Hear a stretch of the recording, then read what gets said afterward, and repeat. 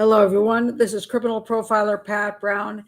And today I'm going to do something a little different. I'm going to have you profile a case that I profiled years ago, like 2 decades ago.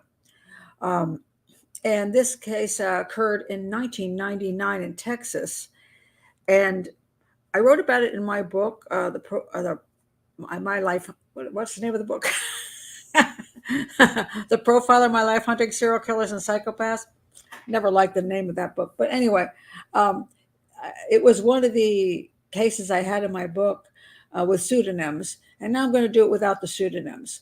Um, and I reread it, and it's kind of funny when you've done something 20 years ago and you've had 20 more years of experience. Sometimes you look at things and go, okay, it's most of it's okay. And some things you're like, maybe I could improve on that. But this is what happens whenever you look back at anything you've done, whether it's a book you've written. You go back and you think, wow, that's terrible. Thank God I've moved on and do better books or better videos on YouTube or whatever else, because you've grown and you've experienced more and you've gotten better at what you do. So today I'm going to look at my case a little bit differently than I did back then. Not 100% differently, just a little tiny bit differently, because I realized some things I probably didn't see then. But I want you to join me on a profiling experience, and have you listen to what the people said, look at what the evidence is, and see if you can help figure out what happened. So it's going to be interesting. So this is the case of Edwin Lawhon. He's known as Eddie. He was shot to death in 1999 by a guy by the name of William Wayne Wright. Shot to death on February 4th, 1999 at Wayne's home, Wainwright's home in Texas, and I think it's pronounced Nueces, Nueces County, and it was handled by the county sheriff's department, and it was eventually labeled a justified homicide. In other words, self-defense. No charges were brought against Wayne Wright, the guy who shot him. The family of Edwin Lawhon contacted me for an outside opinion of the events that evening to determine whether there was cause for the case to be reopened and reinvestigated. Okay, so, but it was found as a justifiable homicide. And I want to see whether you think it's a justifiable homicide or do you think it was murder. So get ready for the journey. All right. So thank you for being here, everybody who's in the chat room. A lot of people came in after I started the show. This is a live show. It's a live for patrons. Yes, I think Dog Discussions has come in. Harper's come in, and Sarah's here now, and Calista's here. And I think I've said hello to everybody else, but maybe not. Loretta, Carla. I think I've said hello to y'all. Anyway, hello all. Thank you for being here. And if you would like to be in the chat room and participate in a case like this, please do join Patreon.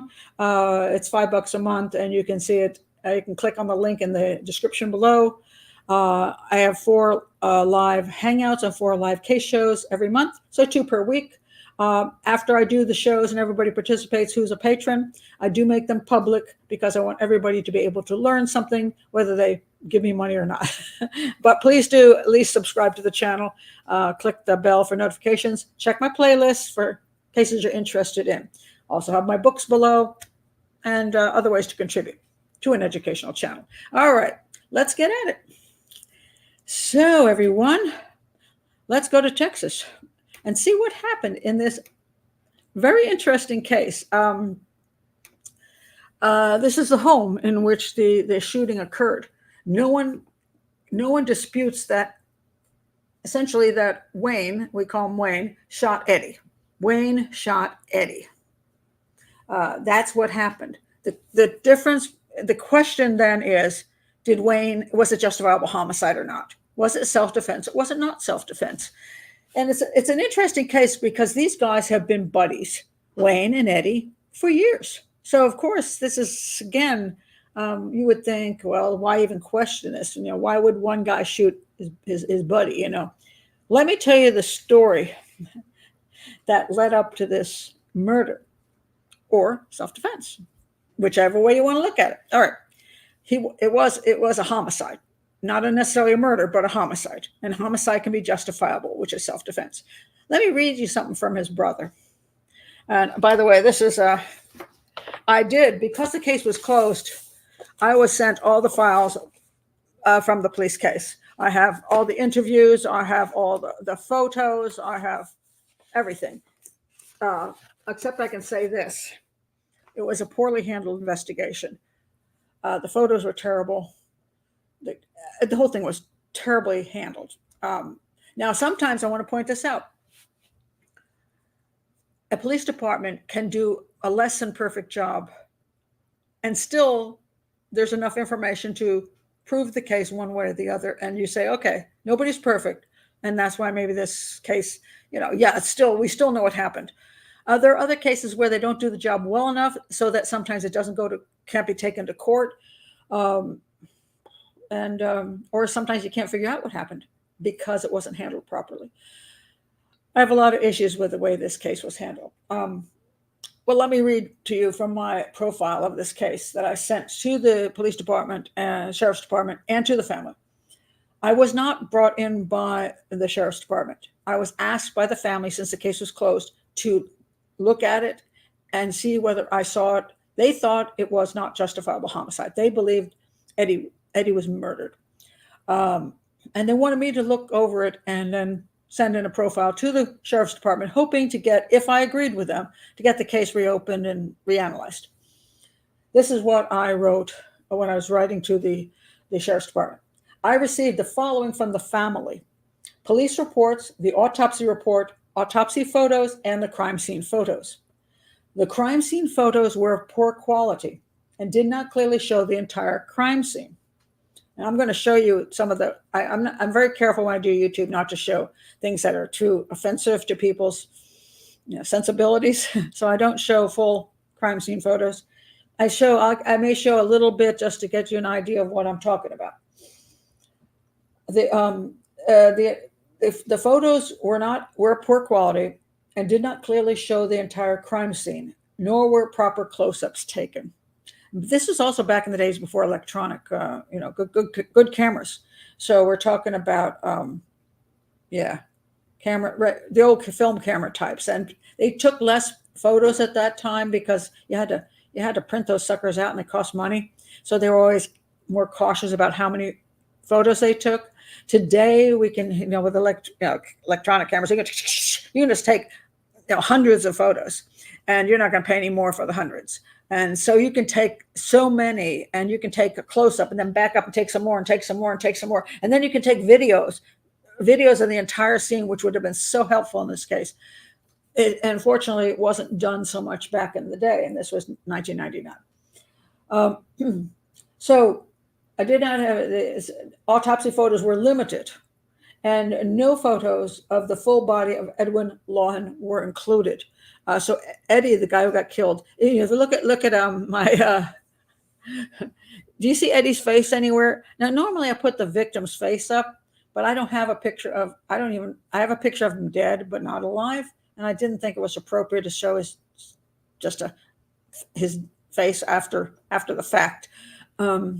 So that's why I put up this little thing I found on the internet, Edwin Lawhon, and so you won't see a photo of Eddie's face.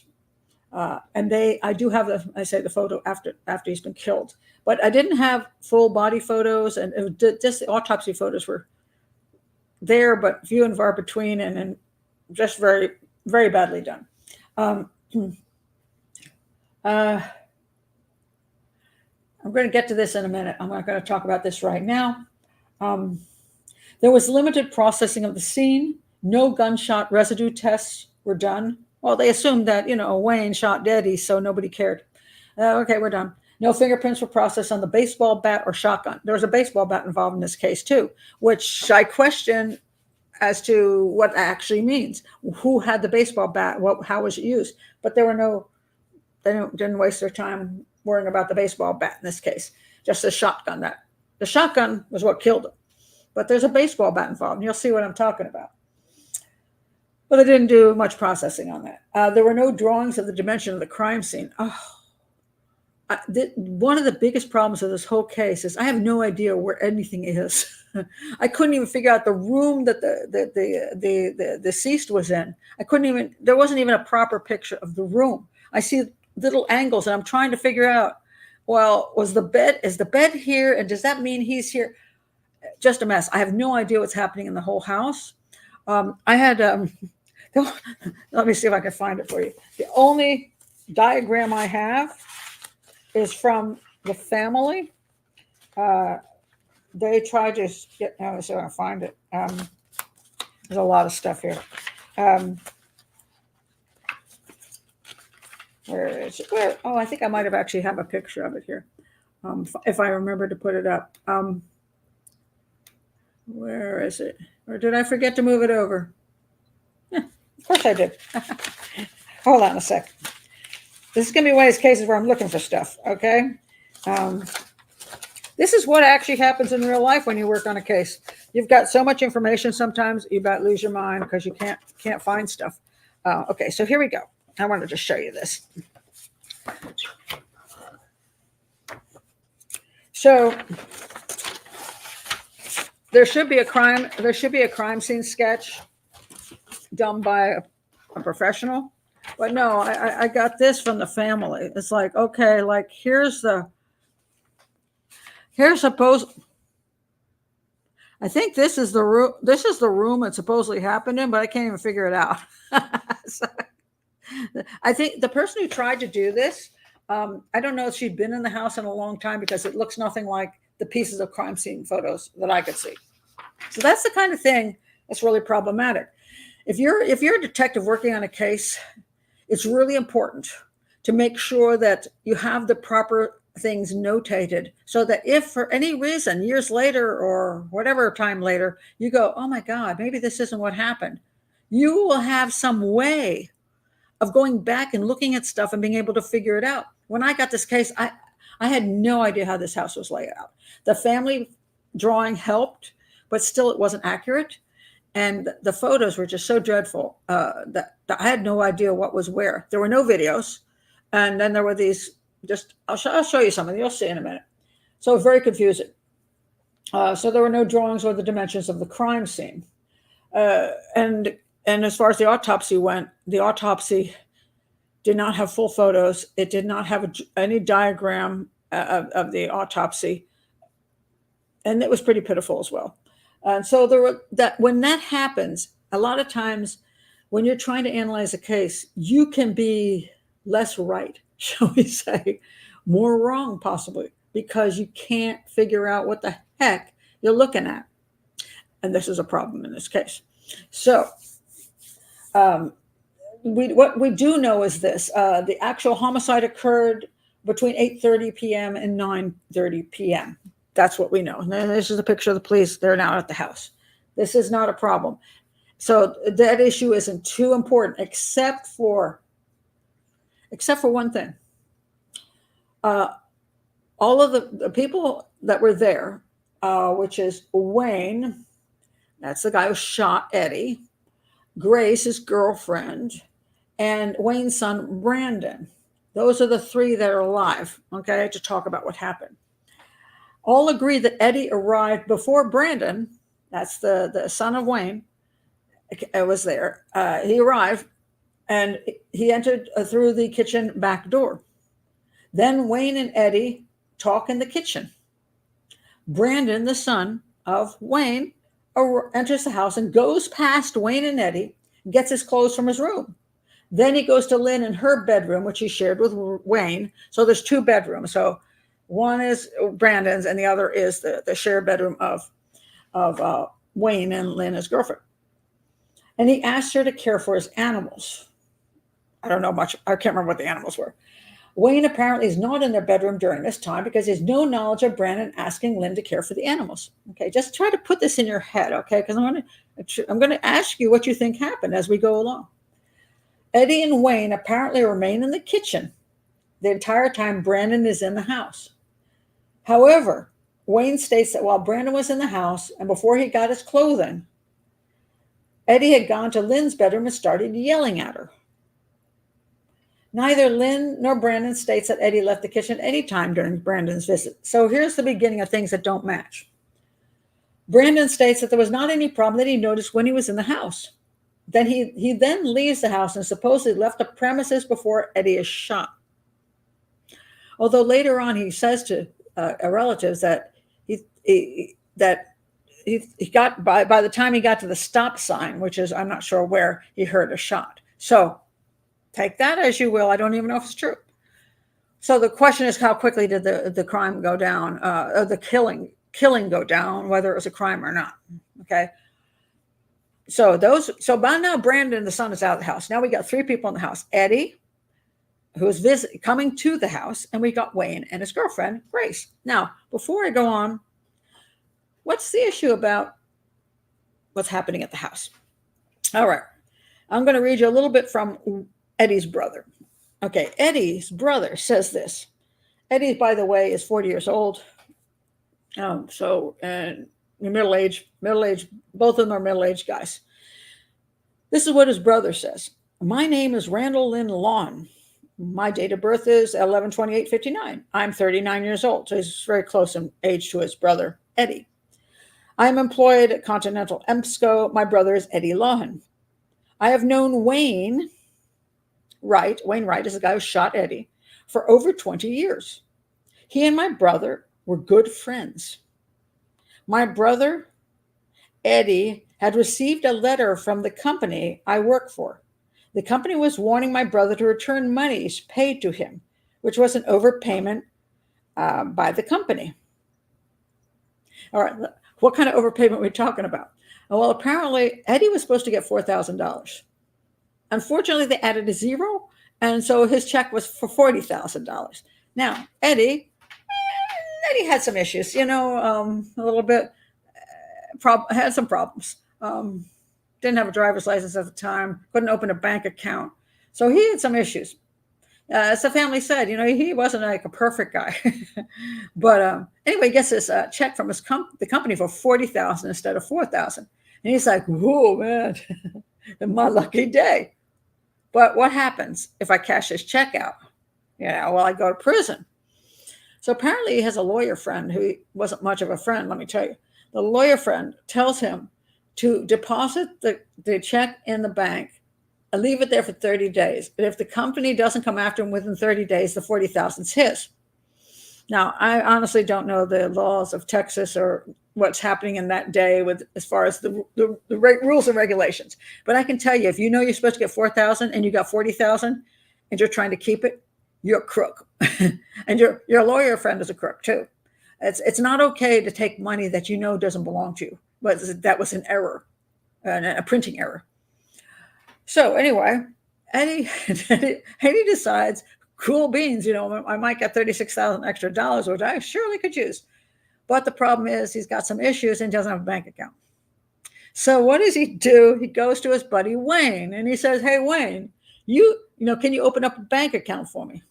So Wayne goes and opens up a bank account in Wayne's name, mind you, to put this $40,000 check into. And so that is done. And of course, the concept of Eddie has is that Wayne is his darn good friend, and that $40,000 is going to sit there for the month. And if the company doesn't come back, then he's got the $40,000. Well, here's what happened. The company did say, oh, we made an error. Now they go to Eddie and they say, Eddie, we want our money back. Eddie goes to Wayne and says, Wayne, I need the money back. Wayne says, oh, well, I kind of spent half of it. I kind of had to do some roof repairs and a few other things to my home. So at least $20,000 is missing. Okay, so, birds of a feather, what can I say? So let's see what a little more the brother says. So I went to my brother and wanted to know what was going on. My brother, Eddie, told me that the money was in Wayne Wright's bank account. Eddie also told me that he was trying to get the money back to the company, but that he and Wayne had spent most of the money. Now at this point, Eddie's claiming that he spent some of that money too. But Wayne, as far as I know, was the one who spent the majority of it. During the next couple of days, I told my brother Eddie and Wayne Wright that they needed to return the money to the company. I told them both it would be just a matter of time before the company would catch them. They both told me that they would return the money.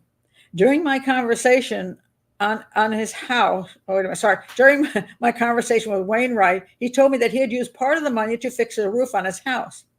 He also said that he had made some back payments on his property. You see, so he's spending a lot of the money. I told Wayne again that at this time, he and Eddie needed to get this money back to the company. Wayne said he would take care of it. A few weeks went by. I went to the county center store, and while I was there, I saw Wainwright, and I told him that Eddie had received a letter from the company saying they wanted their money back. Hold on a second. Yeah. Wayne said he was trying to sell his house. And he said, I will do whatever it takes to get the money. I told Wayne, you and Eddie have already had a fight over this money. And Wayne said, Eddie already kicked my ass once over this. If he tries to beat me up again, I will kill him. I never thought Wayne would hurt my brother. Okay, so now you have the brother's statement that Wayne is not going quietly into, just to give the money back, because he doesn't have the money. He spent the money. And so now Eddie's got a problem. Eddie's going to probably go to prison over this because he was the one who accepted the money and Wayne spent the money. So Eddie's a wee bit upset. So Eddie goes to Wayne's house that day to talk about the issues of, hey, what about my money? Okay. All right. So that's the backdrop to this story. So, okay, let's see what you have to say here. Sarah says, who is Alex, by the way, perhaps heat of the moment with some sprinkles of revenge as a motive. Perhaps. Let's see what else. Maybe self-defense if Eddie attacked him. Okay, so we have two people who are having issues with each other. One says, give me my money back. The other one says, I can't give the money back. So either way it could go. And there's no question about it. Both these guys have issues. Even though they've been friends, they both have some problems with alcohol and other things. So why did he go to the police? Because both of them are crooks? I mean, both of them have done something illegal. So they're both involved in bilking the company, essentially. So that's why this isn't, neither one of them want to go to the police. I don't know their entire background. So yeah, it's hard to say. Now, let's go to what happened at the place. This is where it gets super interesting to me. Okay, so I'm going to read you. Hold on a second. Let me find the crap here. Not that. All right. Okay, this is okay. I've got the two people that are alive. I have their statements, right? All right. So we have two statements. Wayne's statement, and who's the one who shot him. Nobody questions he shot him. And Grace's statement, that's Wayne's girlfriend. The two people that were there, Brandon, who had already left and may or may not have heard a gunshot by the time he got to the road. Okay.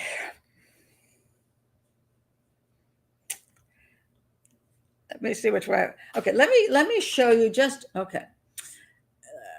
I'm going to try to show you a little bit of the crime scene, the most limited pictures I can that aren't gruesome, okay? Because I don't want to do that on YouTube. So this is the house, okay? In here you can see that's Eddie laying on the floor. He is in the bedroom, I believe, and then again, I have very crappy photos and information. I believe this is Wayne and Grace's bedroom. It has a bed. It has a what do you call that? Love seat. And then it's got a chair. 3 pieces of furniture, essentially. And and that's Eddie laying on the floor with his arm is kind of up on that chair. This is a picture of the love seat. Just the chair. It's kind of a small room, I think. And that's a shotgun. Okay, this is the, okay, you can see Eddie's hand right at the end there. You can see blood on that love seat, okay? That looks more of a sofa. I swear to God, I can't tell half of the crap was actually, I don't know what I'm actually looking at. So that's the room.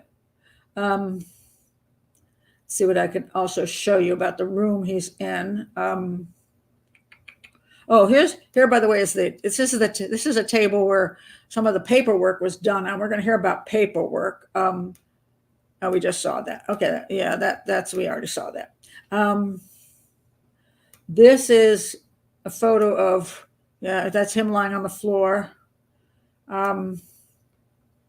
What's this picture?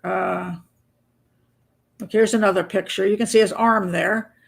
There's a police officer in the kitchen. These are how bad the pictures are. I mean, these are pretty dreadful pictures. Here's a picture of him lying on the floor. Yeah. That's about all I can really show you, because he's lying on the floor essentially. He gets shot in that room, that smallish room. Yeah, the pictures are so dreadful that here he is on the floor, but he was at some point on the couch, or fell on the couch, sat on the couch, fell on the couch. There's blood there. That's all we know. Absolutely dreadful pictures. So keep those in mind. You're going to hear the story now, okay? Now, whose story should I go with first? Grace's story or Wayne's story? All right.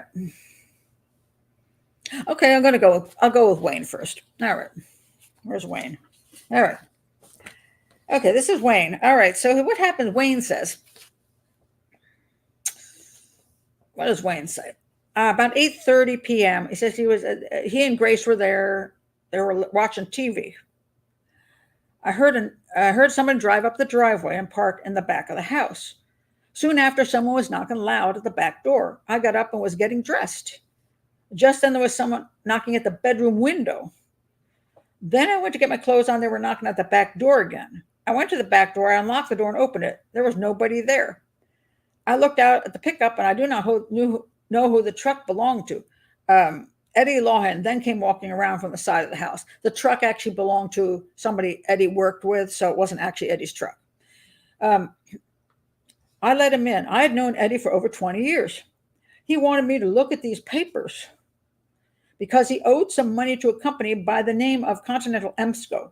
That company had overpaid him about $49,000. I thought it was $40,000. Here it says $49,000.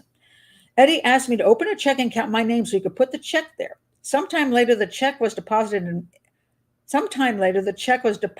into my account.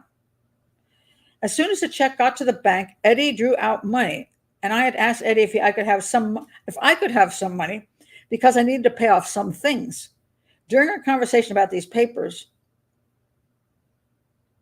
my son came home. So now you see the story is a little different between who is spending the money, okay? Now my son Brandon came home. Okay, I wanted to talk to him about a problem we had earlier. I asked Eddie to please leave and that I would deal with him and the paper later. Instead of leaving, Eddie walked into my bedroom because he knew Lynn was there in the bedroom. Eddie became very angry because I asked him to leave. I was trying to talk to my son, but he had gotten some clothes and was backing out of the drive. So his son was leaving before anything happened. I yelled out to him, but Brandon did not stop. I came back into the house. Eddie was very mad. He was yelling and cursing at me and Lynn. Wait a minute, Lynn, is that Grace? Hold on a second. Sorry, he's like, what is her name? Grace Lynn. Okay, let's call her Lynn because now he's calling her Lynn. But her name is Grace Lynn. Okay, let's call her Lynn. Okay, so he was cursing at me and Lynn. We were in the bedroom at that time. Lynn got Eddie out into the kitchen area. He was throwing things around and breaking them. I assume this is in the kitchen area. I'll show you a picture. I hope I have a picture of the kitchen area. Actually, I do. Right here. This is the kitchen area. You can see that looks like some things are damaged there, like a coffee pot and something is knocked off the wall there. So yeah, okay. He's supposedly breaking up the kitchen area. That would be what Eddie's doing. Okay.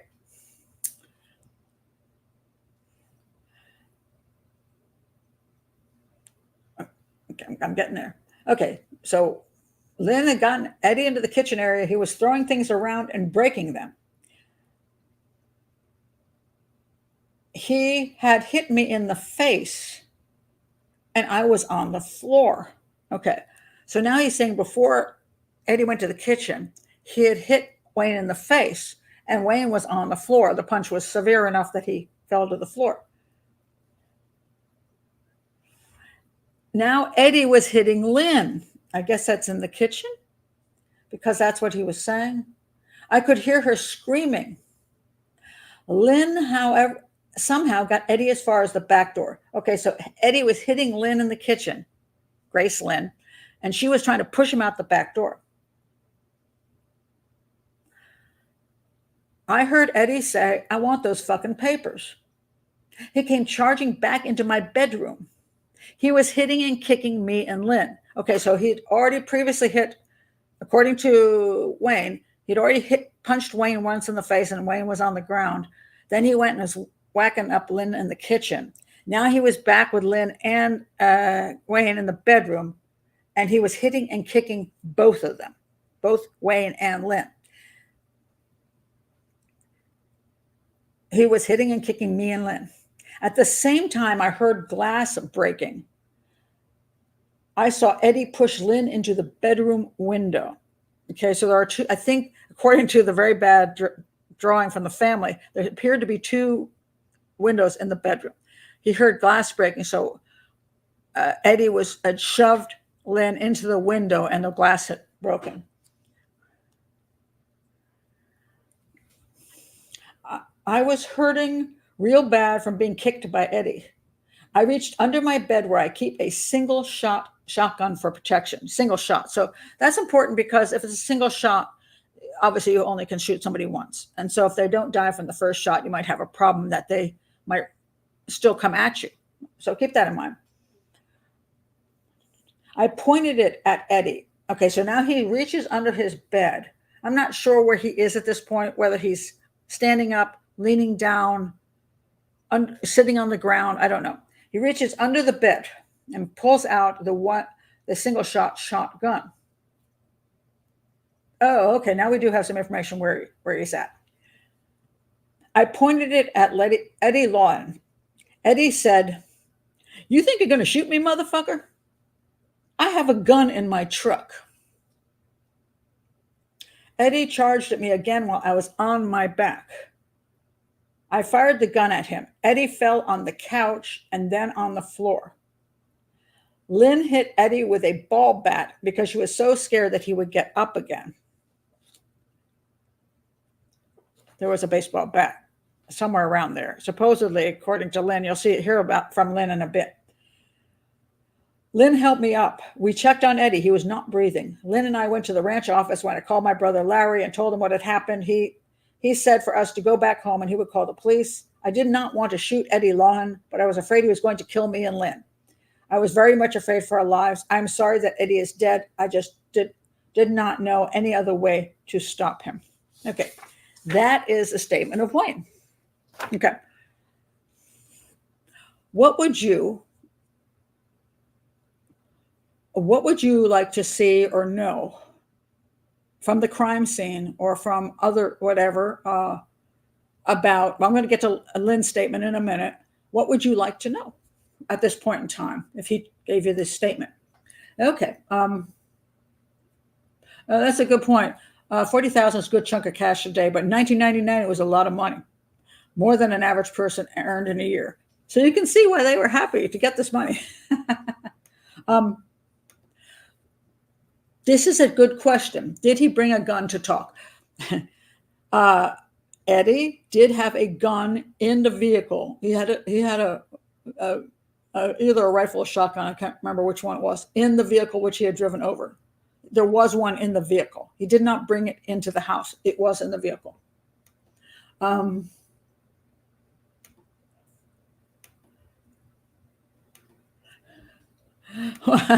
You can't tell the police your friend stole the money you stole first. The money didn't belong to either one of them. Yeah. Did Ed have any life insurance? That could pay the company back, and Wayne doesn't owe anything. I don't think, I don't know anything about life insurance. Didn't come into the equation. But good question. Whoa, wow. Good work. I used an inflation calculator, and the $40,000 in 1999 is worth $75,000 today. Jeez, that's a good amount of money. Okay. Carla says both sound very unsophisticated financially. It seemed to me like if you look around at least at Wayne's house, it's quite neat in a lot of places, and he seems to do his paperwork and stuff. I'm guessing they thought the company couldn't trace a check if Eddie countersigned it to Wayne. I don't know. I think they were just hoping they would never notice it, that they'd overpay. That's why they needed plastic on the couch. Oh, the plastic on furniture. It does have some uses, you know? It really does. Keeps everything neat and clean when your grandkids throw a juice on your couch, or when you have blood on there. You know, it's really good stuff. Let's see.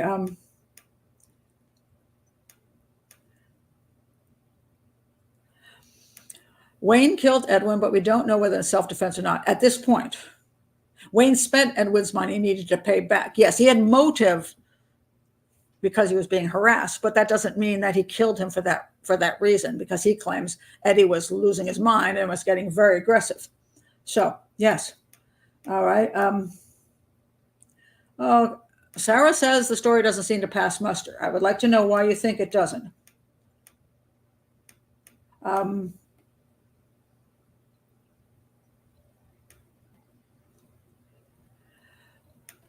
How did he know Lynn was in the bedroom? This gets very interesting about the where everybody is a bunch of stuff. No, there's only one woman. Her name is Grace Lynn, but in two different places she's called Grace, and the other place she's called Lynn. Her name is Grace Lynn, but apparently he calls her Lynn. Yeah, this sometimes when you work on cases too, you're like, you feel the same way. It's not so cut and dry. It's like, oh, it's so easy. You just take down information. Sometimes the information comes from different people. It's very convoluted, confusing, and it takes a while to pull it all together.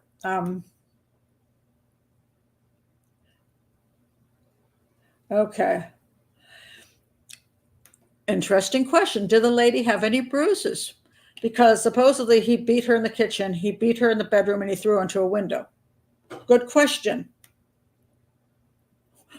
Whacking up, Pat, I'm quoting you forever. Some great terminology I have. Beth says, I don't believe her being shoved into the window broke the glass. Well, there was no evidence there was no photo of a broken window. There was not. The story is not very coherent. Okay, you don't think it's self-defense, and you think it's baloney. Okay. Why didn't they take prints of the baseball bat if she said she used it? As I said, not a well-handled crime scene. They did not bother. I think they just accepted the story, and once they accepted the story, they didn't bother. Where did the bat come from? It was conveniently in a corner of their bedroom. Where did the gun come from? Underneath the bed. Oh, you think it's BS? Okay. Alcohol, yeah, maybe some, but that wasn't a big issue. I wonder when the statement was taken. At the scene, at the time of the crime? If so, some of the semi-coherent rambling may be due to alcohol. It could be. Let's see. Did Wayne and Lynn have bruises? Okay, let's stop there. Let me show you some pictures. Okay, here's the pictures of Wayne. Because we have pictures of Wayne taken at the scene. Here's his face. You can see he has a little gash, a little thing above his eyebrow, and a little bruise there on his around his eye. You can see this side of his face. You don't see any injuries. This is that one injury, which, okay, that's an injury.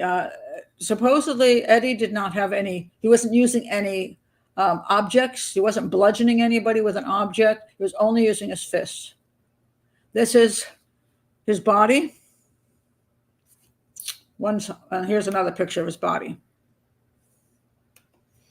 What do you think about the damage done to Wayne? What are your thoughts on that? Loretta says, I keep a bat by my bedroom and front door just in case. Oh, there you go. Okay, what do you think about the injuries to Wayne?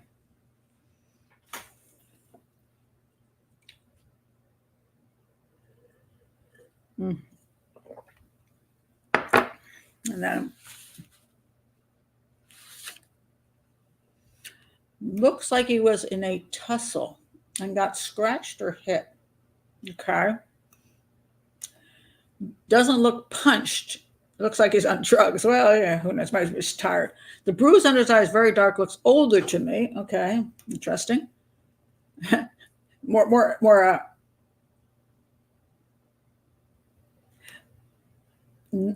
Not much damage. Okay, to me, I don't see much damage. I'm wondering how, if he were being beaten by his friend who's in a rage, being punched and kicked in the bedroom, and then he goes out and he beats up Grace Lynn in the kitchen. Then he beats up both of them in the bedroom again. That's not much. I don't see much of it. I don't see much injury to Wayne at all. I'm like, well, how could this guy miss every single punch? I mean, he doesn't look beat up to me. What's your question about Lynn? What about Lynn and her injuries? Would you like to see her photos?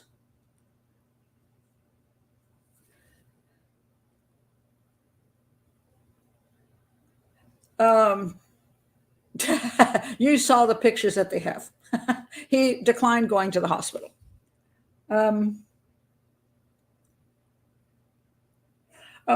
Yeah, she would like to see what photos of Lynn. Yeah, so would I. There are none. 0 photos of Lynn. She didn't go to the hospital. Lynn, a woman, is beaten by a man in 2 different rooms and thrown into a window. And there's not one photo of her, and neither does she go to the hospital.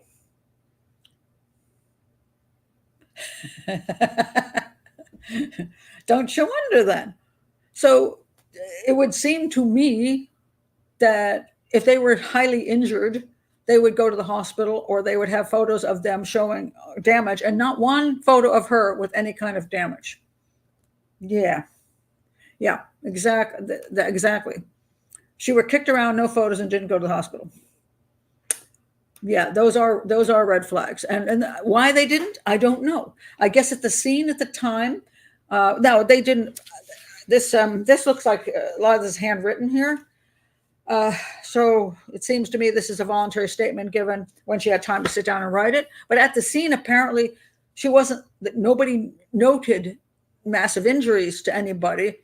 I'm not sure when they took the pictures of Wayne, maybe after the fact, but they didn't seem to care to get any from Lynn. Let's listen to Lynn's statement. When we arrived home, we made dinner and then went into the living room to watch TV. We drank cream soda and milk. Your alcohol question. We did not drink any alcoholic beverages. At about 8:30 to 9, we decided to go to our bedroom and watch TV.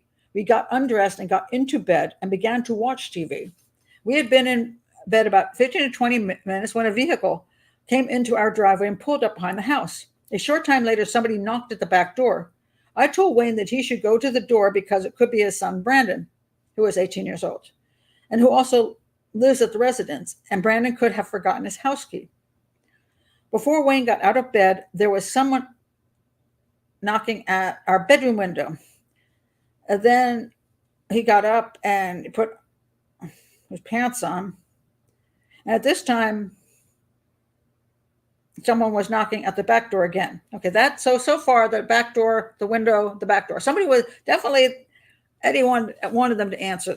He was pissed off. He was. There's no question that Eddie had issues and was angry. By the time Wayne walked to the back door, the knocking was back at the window. I yelled then to whoever was knocking the window to go to the back door. Okay. At this time, I was still lying in bed. Wayne opened the door and someone came into the house, and I saw it was Eddie Lawhon. Eddie is a longtime friend of the family. Wayne and he have some problems. Wayne has had some problems with Eddie in the past. Wayne and Eddie were at the kitchen counter talking when Wayne's brother Brandon came. Wayne's son Brandon came home. Okay, so that's when the four of them were there. Brandon came into the house, walked past Wayne and Eddie, and went into his room, the other bedroom. Okay. A short time later, he came into my bedroom and asked if I would feed the horse and the dog for a couple of days. This is consistent with what Brandon said. Brandon then went back in his room. I think he got his clothes. Wayne and Brandon had a disagreement the day before about the telephone bill. As Brandon passed through the kitchen toward the back, Wayne told him that they needed to talk. Wayne turned to Eddie and asked if he would please leave because he needed to talk to his son. Eddie replied, "Do what you got to do. I'm not part of that." Wayne said, "Eddie, please come, please, because this is very important. Please leave." At this time, I got out of bed and put on my robe. Then Wayne was attempting to stop Brandon from leaving the house, at the same time trying to get Eddie to leave. Wayne told Eddie that he would be glad to talk to him tomorrow about some papers, but now he needed to talk to his son. Eddie then walked toward the bedroom. I met him in the hallway, and he asked, why do I have to leave? I told Eddie that when Wayne wanted to talk to his son, he wanted to do it alone. Wayne was at the back door calling to Brandon to come back to the house and talk to him. Brandon ignored Wayne and drove his vehicle away from the house. At this time, Wayne and Eddie and I had walked to the bedroom. Eddie tells Wayne, "What the fuck? You can't talk to me in front of anyone." Wayne said, "It's not that. Brandon will not talk to me with anyone here." I then backed into the bedroom. Wayne walks into the bedroom and stands inside the door by the chair. I'm standing at the foot of the bed. Eddie is just inside the doorway. All this time, Eddie has been yelling at Wayne about being asked to leave, and Eddie has been mad and upset ever since Wayne asked him to leave. I know Eddie has a bad temper, and I could see that he was losing control. I said to Eddie, "Come on, just leave," and Wayne said that he'll talk to you tomorrow. At this time, Eddie called Wayne a motherfucker and then hit Wayne in the face with his fist, which knocked Wayne into the chair. Wayne is lying in the chair. At this time, I walked toward Eddie and said, "Eddie, please, let's not do this again." By this time, Wayne had gotten up from the chair and had moved to the end of the bed. He was standing up. Eddie then told me, "Because of you, I will leave." Eddie then handed Wayne some papers and said, "Here, motherfucker, don't think anyone is going to save your ass because friends are friends and you fucked up." At this time, I am between Wayne and Eddie. Eddie is backing out of the room and telling Wayne that friends are friends and you fucked up. Okay. At this time, Eddie is backing up toward the back door. I am in front of him trying to calm him down and asking him to just leave. Wayne is still in the bedroom. Eddie got close to the back door and was stepping outside when he said, "I want those fucking papers." I thought he just gave him the papers. I'm a little confused. I said, "Okay, stay here and I will get those fucking papers." I walked into the bedroom. Wayne was standing at the head of the bed. I asked Wayne to give me the papers. He handed them to me. I turned and walked out of the room and walked to the kitchen where Eddie met me. I then gave him the papers. Eddie then walked toward the bedroom where Wayne was. Eddie was still ranting and raving. At this time, I did not know what to do. I knew that Eddie was not going to stop. I walked back through the kitchen to the very back bathroom. I used the restroom and was thinking, how can I stop this? Then I came out of the bathroom. I could hear Eddie yelling at Wayne. I walked toward the bedroom and I saw Eddie was hitting Wayne in the face with his fists. Okay, first of all, it was one punch to the face. Now he's punching him with his fists in the face. Wayne is sitting on the bed. I came up behind Eddie and pleaded, with him to stop this. Eddie turned around, grabbed me, and threw me between the bed and the couch. Eddie then beat Wayne to the floor. So now he hit Wayne again and punches him enough to knock him to the floor. I stood up. Eddie then hit me in the head and threw me down on the floor again. This time Wayne is on his knees between the bed and the nightstand, trying to protect himself. Eddie is now kicking Wayne. I stand up again, and Eddie grabs me and throws me back into the corner by a wooden barrel. There is a baseball bat in the barrel. Eddie is still hitting and kicking Wayne. I was scared to pick the bat up at this time because he would have taken it away from me and used it on me, which is a reasonable thing to think. I knew that there was a shotgun under the bed. I saw that Wayne had a hold of the gun. Wayne was sitting flat on the floor when he pulled the gun from under the bed and pointed it at Eddie. Eddie said, "You think you're going to shoot me, motherfucker? I have a gun in the truck." I always find this an interesting statement. Both of them said the exact same statement, exact word for word. And I'm just trying to figure out how somebody points a gun at you, you're going to tell them it doesn't matter because you have a gun in a truck outside the house that you're never going to be able to get to after you're shot. It makes no sense whatsoever. At this time, I have my hand on the bat, and Wayne was pointing the gun at Eddie. Eddie then charged at Wayne, and Wayne fired the gun. Now, Wayne is on the floor, and Eddie is charging him, and he's firing up at Eddie. Eddie then turned around and fell on the couch and was holding his chest area. At the same time, I took the bat and I hit Eddie. I hit him in the head. I don't know how many times I hit Eddie with the bat. I know that I did not want him to get up and hurt us anymore. Well, he was shot in the chest by a shotgun, so I'm thinking he's not going to be doing a lot after that. Eddie then attempted to get up off the couch and then fell to the floor, and he never moved again. At this time, Wayne and I ran out of the house, got into his truck, and drove toward the ranch. Our phone was out of order.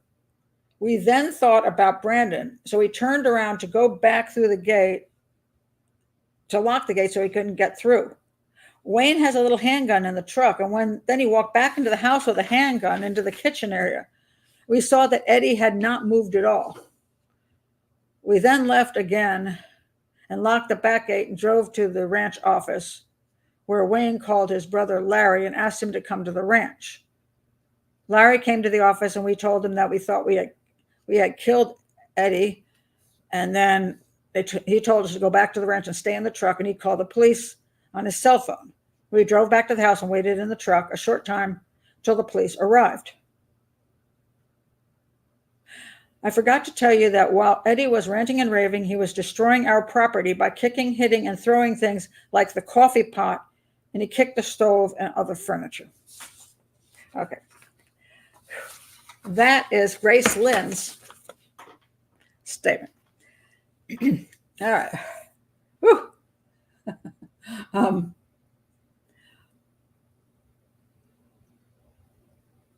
I'm going to go back up and check on some of your comments here.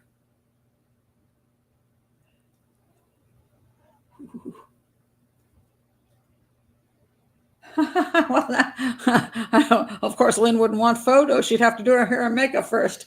I don't know that was it, but for as much as supposedly he beat on her, you would think she'd have injuries, and you would think, if the whole point is that you were trying to protect yourself from this guy and he's been beating on you, I mean, at that point, you'd think you'd have face will be swollen up and you'd have damage to you that the police would certainly take photos of, but none were taken. So I have to say, if the police didn't take one photo of her, they didn't see any injuries. It's kicked around, no photos, didn't go to the hospital. It's very bizarre.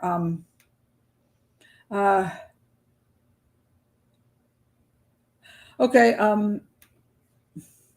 All the witnesses would be on Wayne's side. Well, there's only one witness, and that would be his girlfriend. the all personal agendas to make Eddie seem like the bad guy. Well, the agenda would be, I mean, they've been buddies for 20 years, supposedly, but obviously they were having issues over what happened with this money, and the money was quite a large amount of money. So at the point where you shoot your friend, you would have to, either the friend would truly have to have been ranting and raving and become dangerous, in which case you have every right to protect yourself. If their story were accurate and believable, I would say self-defense is reasonable, okay? If, on the other hand, if the story isn't truthful, then they would be increasing the amount of damage done to both of them and the fear level in order to give them the right to shoot the man. I mean, that's what you'd have to go with, and therefore you'd have to make him be a ranting maniac and have a reason to shoot him. So you can see both sides of it there.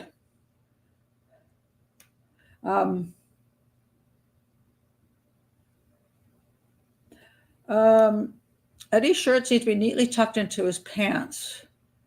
I don't know when just to be fair, I don't know when the photos exactly were taken. There's a lot of this. This is not a well-documented case. Not well documented. Let's see. How did he know he wouldn't stop? Well, I get when a person is enraged and they're punching you in the face and kicking you and tearing the house up. I would assume that you wouldn't know that they would stop, and you have the right to stop them if you don't believe they'll stop. That's a rule of law. In other words, if somebody punches me once, unless I have a gun and somebody comes in my house and punches me, I'm not going to say, "Are you going to keep punching me? I want to know before I shoot you." You're just, if they've coming after you in anger, you're going to assume that the first punch is going to come up with a second punch. And in this case, apparently Wayne's already punched them out a bunch of times. He's hit, according to Lynn, he's hit Wayne at least 6 to 10 times by now. So let's see. That's an interesting point, Beth. If Eddie was punching Wayne, she could have come up behind him with a bat. You'd think that would be possible because, yes, it's a small room. He would have had his back to her. She could have just hit him in the back of the head. Good point. Interesting. Sounds like maybe he could have lured to the bedroom where the gun was kept under the mattress. And the gun was under it's a floor. It's a bed. It's off the floor. Yes, the gun was just underneath the bed. That's a good point. Was the idea of, hey, the stuff's in the bedroom, therefore come in here because that's where you had the gun? It's possible, which makes that more premeditated, which if this is true. Eddie doesn't have a weapon. No, he does not. He does have one, but it's in the vehicle. He's got a gun in there. But I don't know that he carried the gun for any other purposes than people carried guns when you're riding around on ranches. So the gun wasn't necessarily there to do any damage to anybody. Could have been for animals, whatever. And it wasn't brought into the house. So, no, Eddie was unarmed. If Eddie were that angry and determined to get his money back, wouldn't he have brought the gun into the house with him instead of hitting them? It's a good point. Yes, that's a very good point.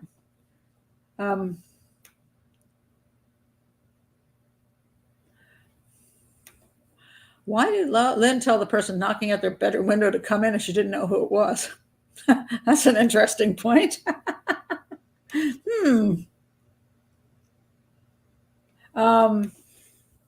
Okay, Carly, I have a good point.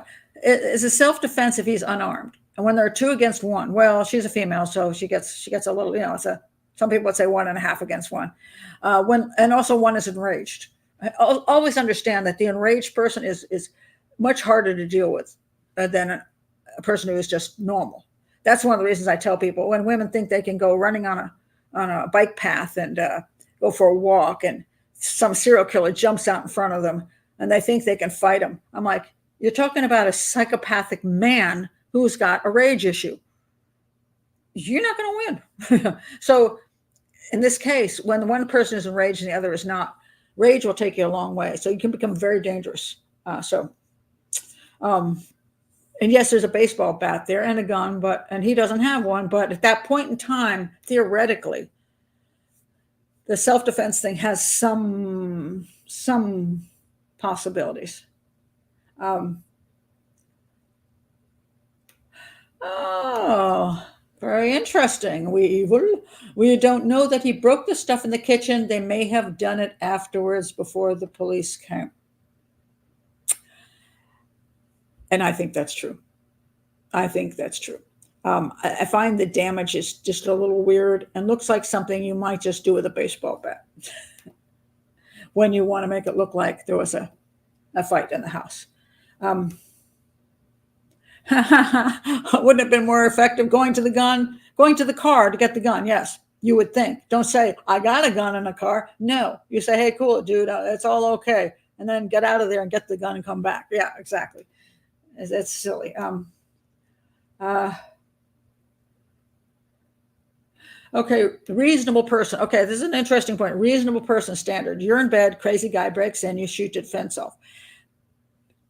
That can be true. Even if it's your friend, he's beating on the doors. You're like, what the hell? I was just laying here with my girlfriend, and this guy comes in. He's totally enraged, and then he started punching both of us and hitting us, and so I pulled the gun out from the bed and defended ourselves. I mean, there's nothing wrong with the whole scenario in general, except that Wayne doesn't have injuries consistent with that sort of a beatdown. There is one of the problems. And then Lynn, there's not one picture of Lynn at all. So she must have no injuries. So all I see is this. The most I see is he's got a slight, just the tiniest bruising. This is the only place. That's it. For a guy who was beaten over and over again with fists, kicked, slammed to the ground, that's very minimal injury. Yes, that is concerning. So that's one of the reasons when I looked at these photos, it made me wonder, is what they saying make sense? I can't remember. The statement was so long. I thought she did, but it seems like a setup of sorts to me. Okay. Let's see. I'm not sure. Brandon was leaving. I don't think Brandon had anything to do with it. He seems like just a kid. What? I correct your streak talking a proper grammar? Do I do that? Eliminate the problem, Sarah says. The problem is Eddie wanting his money. This is, okay, so we got two possibilities. We've got self-defense or eliminating the problem. All right. So let me go on now with the other issues I had on this case. All right. This is what I wrote. Both Wayne and Lynn claim an escalation of arguing between the two men at this point. Both claim, all three, Wayne, Eddie, and Lynn were in the bedroom at one point, and Wayne states that Lynn got Eddie to the back door. Lynn states she brought Eddie the papers he wanted to him in the kitchen. Wayne states Eddie charged back to the bedroom after the papers. There's a good discrepancy there. The papers I don't know where the papers actually were and when he got them. At this point in time is where I believe the major fabrication begins. Lynn states she then went to the bathroom. Wayne states Eddie started attacking him and Lynn was in the bedroom, but makes no note of how Lynn got there. Or she was supposed to be in the dang bathroom. Both of them then describe a violent assault by Eddie on both Lynn and Wayne, including punching, kicking, and throwing Lynn into the bedroom window, which showed no damage. Lynn was not taken to the emergency room. She was not treated for any injuries to her body. Wayne wasn't taken to the hospital for more than an hour. He did finally go. This was after the police had signed a form stating he did not need treatment. Wayne had no sign of injuries to her body outside of slight discoloration around one eye and a mark at the bridge of his nose. No pictures were taken of Lynn, so one presumes she had no nose injury at all. There's no picture of Wayne or Lynn at the scene in the clothing they were wearing. No indication in the police report as to whether either of them changed clothes at any point because there was blood involved in this scene, so maybe they got cleaned up at some point. Wayne's brother, Larry Wright, states that Wayne arrived at the office bloody.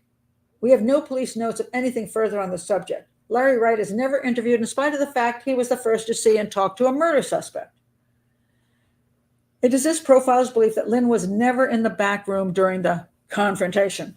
She was most likely in the kitchen or in the bathroom when the shot was fired that killed Eddie. Wayne appears to have coached Lynn in what to say occurred in the back room. The reason Lynn figures so prominently in this brawl is to allow for clear justification of homicide. Wayne would be protecting a lady from violence perpetrated by a man, disparity of force. And he also manages to gain an eyewitness to the events, right, that justify shooting an unarmed man with a shotgun. Both state, Eddie said, "You think you're going to shoot me, motherfucker? I have a gun in my car." This is a particularly odd statement for someone to say while the gun is being pointed at his chest. It's even more unlikely that the individual would then lunge straight at a person, aiming the gun at him. The statement was most likely fabricated to give further justification for the shooting. It is possible that Eddie made the statement in the kitchen if Wayne had threatened him by saying he'd shoot him with a gun. Like they could have been in the kitchen. He's all, "I'm going to shoot you. Well, I got a gun in my car." That would make sense, but not when he's actually in the bedroom and the guy's holding a gun to his chest.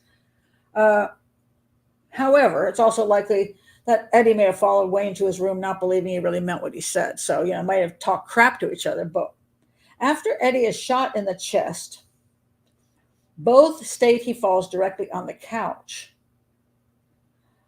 Lynn states that after noting him clutching his chest and falling face downward on the couch, she felt the necessity to hit him in the head with a baseball bat, conveniently found in the corner she was supposedly trapped in. She claims not to remember how many times it hit Eddie. Well, first of all, if the guy has just been shot in the chest, I don't really need to beat him in the head. However, he's got absolutely no damage to his head. So I don't believe she ever hit him in the head. I think that's absolute nonsense.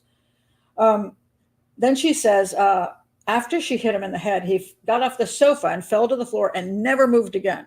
Keep this in mind. So the scenario here is Wayne is on the floor on his back, pulls out the gun. Eddie looms over him and he shoots up at Eddie. Eddie staggers back, falls face down, twists and falls on his face down on the couch. She beats him in the back of the head with the bat. However, he still gets up and then he falls to the floor and doesn't move again. Now, what does Wayne say? Wayne says Eddie fell on the couch and then to the floor. Then he says Lynn hit him with a baseball bat. So he says that she hit him after he fell on the floor. She starts beating him with a baseball bat. At this point, Lynn helps Wayne get up. They check on Eddie, finding him not breathing, and they leave the house. Why does Lynn need to beat a man in the head with a baseball bat after he's been shot in the chest point blank with a shotgun? Because mind you, he doesn't have a gun himself. So once he's shot in the chest with a shotgun, you don't think there should be no need to go further. Absolutely no need. And maybe if you're lucky, you didn't kill the guy. Maybe the shot went to some side of his chest, and you could call 911, even though you don't seem to have a phone. Or you could call 911, get some help, and maybe you could save your friend. But no, they didn't. They beat him with a baseball bat instead.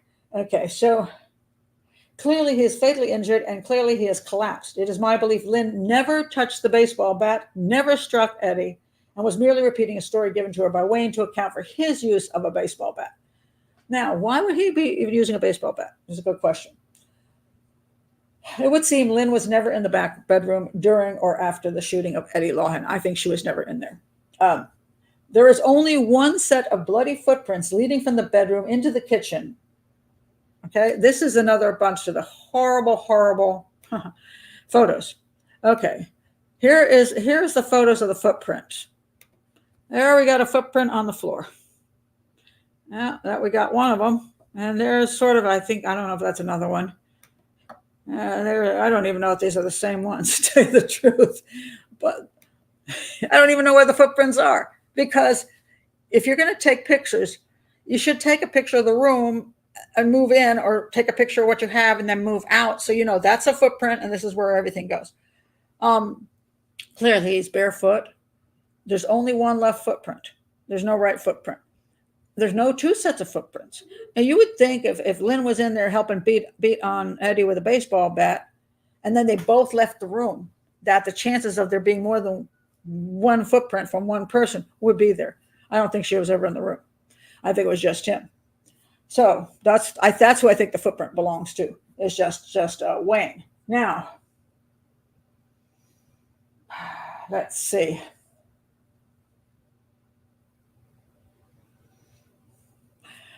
Both Wayne and Lynn claim that Eddie fell on the couch and then onto the floor and never moved again. Okay. This is an interest. This is something I just found interesting, and it's very hard because the picture's so terrible, but it just struck me. And tell me what you see, because I'm going to bring you in here as blood spatter experts and profilers. And understand, I'm not a blood spatter expert. If I were working on a case with the police department, I would hope they would have somebody. And I have done this before. I have contacted blood spatter experts, sent them the pictures and say, what is your take on this? Because you see more of this than me. I see this, but you see more of this. And I want to, it's like guns. I mean, I would go to a ballistics expert, not to myself, to get more information. And that's what, generally speaking, a police department or prosecution will do. They will go and get these different people, experts specifically in those things. A forensic pathologist, a blood spatter expert, a ballistics guy, whatever, to help understand the scene. Well, I'm going to show you these pictures. I'm going to see what you think. All right. So here's the couch. And you can see there is blood there on the couch.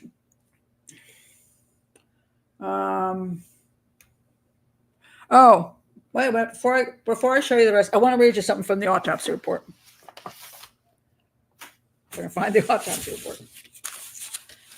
Okay, here it is. Okay. He was only shot once as a single shot shotgun. I want you to hear this before you look at all the rest of this. A shotgun wound of chest and heart. Interestingly, it was believed in the beginning, I think it was this, I don't know if it was this guy, the pathologist or the medical examiner or coroner or whatever.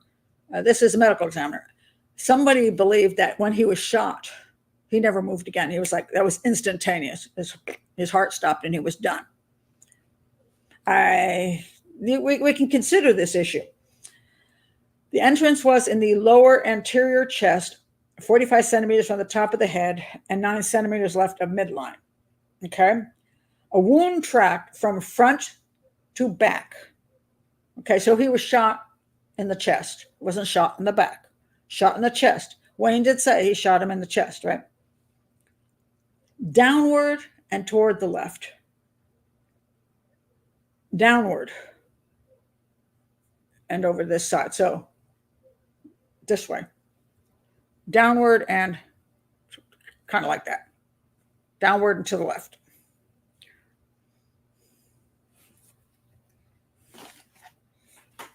All right. Does anybody have any thoughts right there? Yeah. Downward. Downward. He was standing over him. Yeah. Finger drag marks in the blood. There were 2 different blood areas. Both body position doesn't make sense with the story. You saw finger drag marks in the blood. Interesting. Okay. Hold on a second. At an angle. So he was standing and Wayne was not on the floor. Joanne says, was he sitting?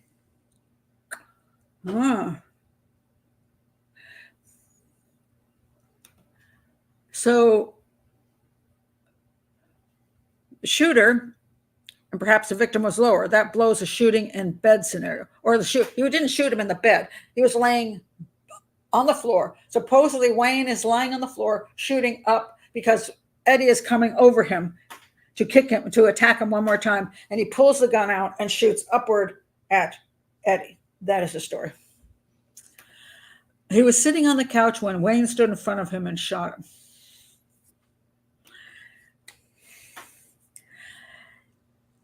That downward thing, I've tried to, now you have to understand too, you can have a downward shot in a body that with a person without shooting this way, depending on if you're in weird positions and the person is also in a weird position. that it can, if they're leaning way over and you're shooting up, it's possible. In this case, it doesn't look probable. In this case, it appears to me, as it appears to many of you, that actually Eddie might have been sitting on that couch when he was shot. Which means if he was sitting on the couch when he was shot, there is zero self-defense in that. So that's, yeah, that would be a problem. It would be hardly self-defense if that's true. Okay, let me go to the comment on the blood, the marks in the blood on the floor. This is a really interesting situation, and I haven't looked at this case in years. Okay, so here he is. He's laying here, and this is that end of the bedroom. Okay, now it's not very easy to see. This is really a crappy photo, and yeah, you can see the lines there. Let me see if I can see it better here. You can see I don't know if you can see it, but because I can't put my finger up here. Don't really have this behind me and I can show you these things. Wait a minute, hold on a second. I'm gonna try to move this behind me.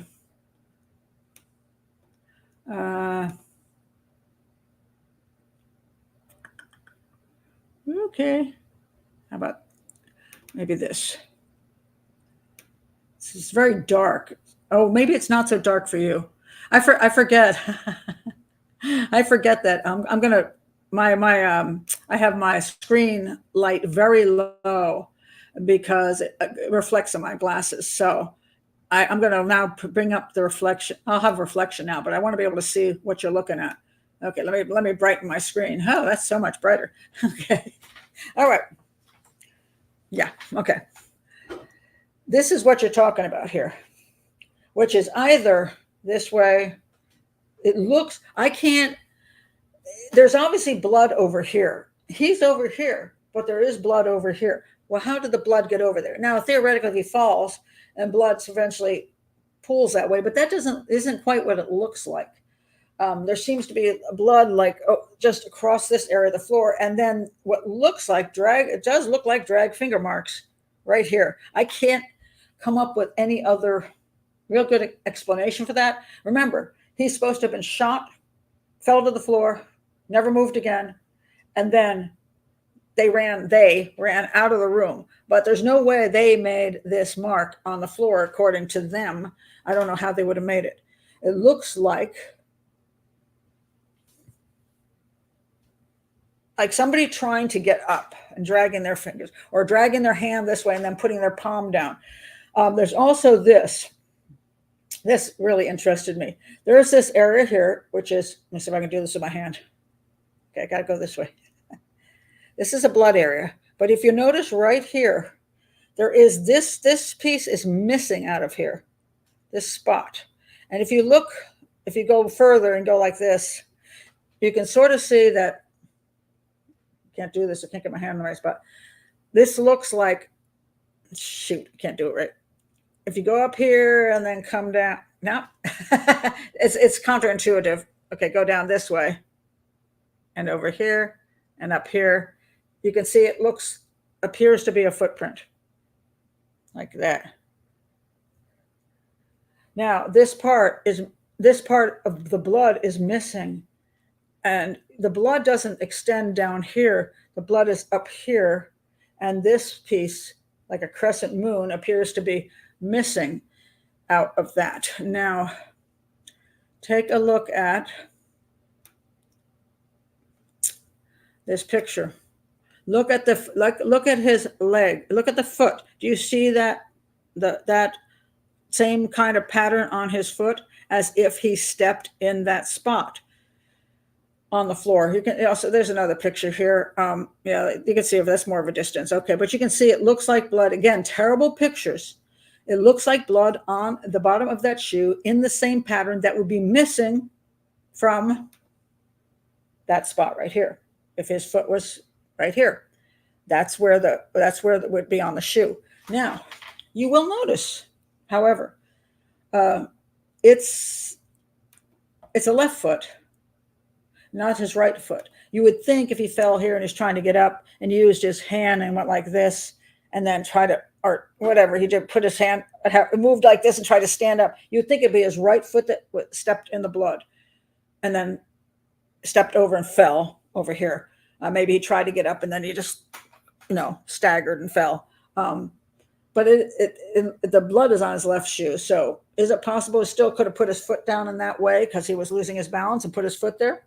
Possibly. I looked at I have a picture of his hand. Where are you? Oh, here it is. And you can see blood on his hand in between his fingers. And the other hand does not have any blood on it. This would be his right hand. So that would be the one that would theoretically drag through the blood and go like that. Or even possibly put his arm down. And because you see it's hard to say. The pictures are so bad that I'm going to take my glasses off now because I can see everything is reflecting. What it looks like to me is that he did get up. He made an attempt to stand and fell back down. Oh, is this massively important in the scheme of things? No, but it does indicate that perhaps they're not telling the story the way the story goes. And I'm going to get to the bat. So let me put my glasses back on. Okay, let me see what you have to say, and I'll go to the bat issue. So there's something interesting about the bat, too. You think he moved around, didn't drop dead?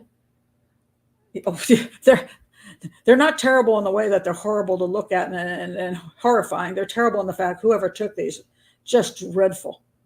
Yeah, and it was extremely hard to understand what you're actually looking at. And so a lot of times when you're doing any kind of profiling or analysis, sometimes you're only as good as the crap you get. To me, I saw a man who got up.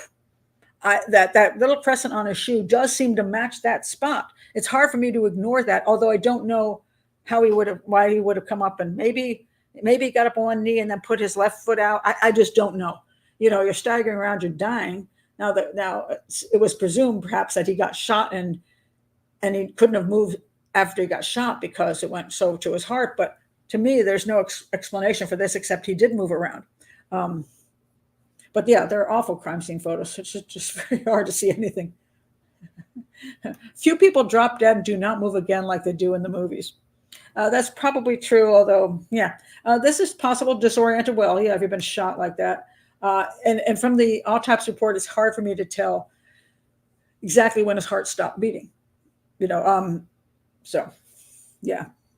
You see a footprint, okay? It's really it's tricky. Shoe, you see a shoe, you see a hand.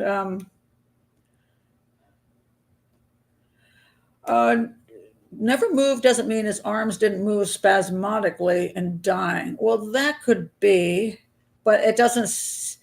I still have a problem with the shoe print issue. I just wonder about that. But again, it's very hard to tell.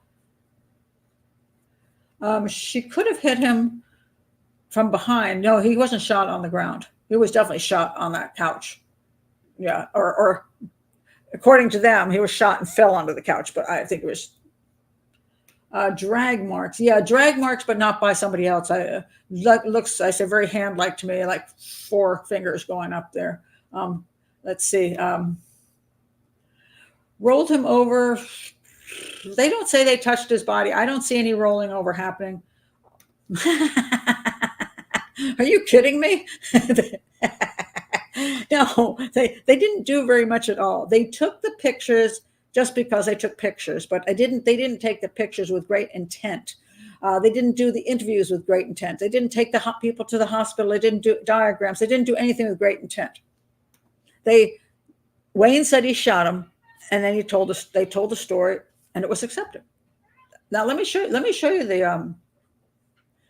the baseball bat that she somehow found in the bedroom, and then it was found on the kitchen counter. There's the baseball bat.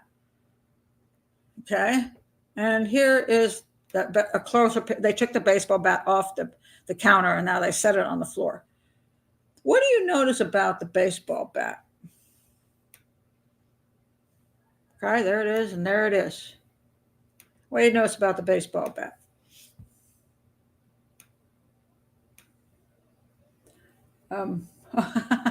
Horribly out of focus. Hurts my photographer heart. Yeah, it hurt my heart too when they sent me this. I'm like, you've got to be kidding. Um, ah, they rolled it in his blood. Doesn't it look more rolled than anybody slammed? You know, if you're beating people with it, you don't get that kind of even stuff. And you'd also think you'd have, if she's beating him in the head, you'd think you get like a lot of back spatter all over the ceilings and walls, but that's not there. Dry blood, well, it is, yeah, it is a bat. So I don't know how much it, easily just sucked the blood in, but yeah, no blood where you hold it. Yeah, the color does seem dark, but these are such terrible pictures. And I don't know when the pictures were taken, and I don't know how much time elapsed between when they supposedly hit him or she hit him, and then the police came and all that stuff. Because the blood easily could have dried well enough by then, but no splatter on the. Yeah, you'd think there'd be more odd shaped blood on there, but there is not. It looks like the bat end was dipped in blood. It does. It looks like it was simply rolled. Oh, and I didn't get to show you this. In that pic, in the room. So I'll find it. In the room where he's laying, there is this blood. Whoops, hold on a second. Let me take this off of here. Okay. That is his right hand. There's a possibility that he could have actually touched the wall there or raised his hand and flung it that direction.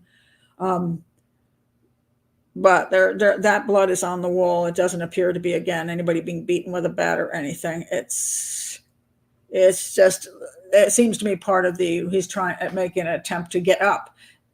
If he wasn't dying at that moment in time, if he had fallen to the floor and, clutching his chest and got up and tried to get up and move and then is collapsing and ended up there. It's one of these things where you can try to, some scenes I can very clearly go from A, B, C, D, E, and F. Well, okay, this is exactly what happened in this order. This is difficult because I don't have proper photos and it's just a mess. But what I do believe is obvious to me is that the story doesn't hold water. The angle of the shooting appears to be more down, and that means more likely he was sitting on that couch. It just doesn't work for me. I said this. Let's see what else I said here. Why would he even get the baseball bat? Now, the one possibility is he started to leave the house, and he shot him, and he fell on that bed, and Wayne's like, let's getting the hell out of there, right? And then he does hear him moving around, and he picks up the baseball bat and goes back. Did he hit him with it? There's no evidence of a skull fracture. Also, possibly never hit him, but just pushed. He pushed somebody with the bat, and then he falls and doesn't get up again. I believe at this point, Wayne stepped in blood with his left foot upon entering the room. The bat appears to have been rolled in blood on the floor. Why this is done is questionable, maybe to give more credence to the idea that Lynn was beating him with the bat. The blood on the bat had no spatter pattern, as one would note. Usually, if you're assaulting somebody, no spatters around the whole room, on ceilings and stuff, like, if you did that stuff. Wayne appears to have wiped a bit of blood off his foot. Maybe it's true, maybe it's just bad pictures. Wayne and Lynn had ample time to concoct a good story that matches fairly well. Brandon apparently is not in on the planning, as he does not state there was an argument happening with Eddie and Wayne while he was in the house. So he wasn't part of it. Also has been stated, Brandon commented to another party, Eddie must have been dead by the time he reached the stop sign. And that's what I wonder. I wonder if all this went down really quickly and he was just shot right there on the couch. Why these three individuals were never re-interviewed or polygraphed is concerning. Why Larry Wright was not interviewed is also concerning, considering he was with him for a reasonable time after the homicide. Clearly, the evidence does not match the stories of Wayne and Lynn. They're clearly lying about what occurred that evening. Brandon, although he may not have been present at the time, also might know more about what occurred. The manner of the death in this case should not be classified as justifiable homicide, and the case should be reopened and properly investigated. There is no evidence here that anyone in the house was in danger of death or extreme bodily harm by Eddie Lawhon. The fact that only 2 people in the house at the time of Eddie's death are not telling the truth and fabricating stories that do not match the blood spatter patterns is further evidence that the homicide most likely is not justifiable. Wayne Wright had a clear motive to kill Eddie Lawhon. He had been involved with Eddie in an effort to bilk the company Lawhon worked for out of a considerable sum of money, and clearly had spent a good portion of the large sum of money he was supposed to be holding for Lawhon. Lawhon wanted the money back so he could turn it over to the company, and the money no longer existed. Certainly, there was a motive for bad feelings on the part of either Eddie or Wayne. Certainly, Eddie Lawhon could have threatened Wayne that night, but we have no evidence that he did other than that of the shooter and his girlfriend. Based on this information only, the stories of these two should be carefully checked and analyzed against the evidence and not taken as the unvarnished truth. The family of Eddie Lawhon deserves more than a cursory glance at the events of that night. A full investigation of the murder of Lord Eddie Lawhon should be undertaken by whatever law enforcement agency is willing and equipped to do the job. I wrote this on January 11th, 2005. So that's almost 20 years ago. I just think it is it's one of these that just goes to show you how absolutely important it is to do the job right in the beginning. When you don't handle the case properly, when you make assumptions and just think, okay, that's what he said. They probably, Eddie got out of control and they shot him. They were friends. And that's the end of it. And that's not necessarily so. And they didn't do due diligence. They should have done what they needed to do to properly handle the case. And then if they came to a determination of justifiable homicide, so be it. But I see that they jumped to that conclusion. I don't see that it was supported by the evidence. And I think Wayne decided Eddie was angry. Eddie sat down on that couch and was telling, hey, you got to do something about this. And Wayne nailed him. That's what it looks like to me. And then I don't think Lynn was even in the room at the time when it happened. I think he told her, hey, he was, out of control, and we got to tell the police that he was beating on us, and this is what we should say, and that's what they said, but not quite exactly the same way, but close enough that the police said okay, but yet they didn't question them. There were no questions. They did not interrogate them. They did not take them in for interviews and say, hey, if he hits you, why do you have no damage to you? So, and with 0 pictures of Len, and that one tiny little thing. Oh, by the way, that thing right here, right at this side, yeah, that thing right here. I wonder if he took the baseball bat and just hit himself in the face with it, because that give himself a quick bruise. That's not so hard to do. And it looks more like, if I look at that, it doesn't look like a fist thing to me. It looks like, see what I'm saying? You could just take that baseball bat and just knock yourself in the head with it, and that'll give you a little bruise on your face. That is not a man who was beaten as many times as he claimed, and as many times as she claimed he was beaten and that she was beaten. That doesn't line up with what the limited photos show. Was Eddie known to the police? Did they already have a negative opinion? Well, I don't know. I never worked with the police in this case. The family told me Eddie was no angel. And, I've seen a lot of people say that just so they can let you know that, hey, he wasn't an angel, but he didn't deserve to get murdered. That's usually what comes next. Well, he had some issues. Couldn't open a bank account. Didn't seem to have an ID to open the bank account. I think that was one of the issues. So I'm going to say, yeah, he had some issues. But that doesn't, but he didn't walk into that house with a gun. And from what I see, he didn't beat anybody either. So there's the problem to me.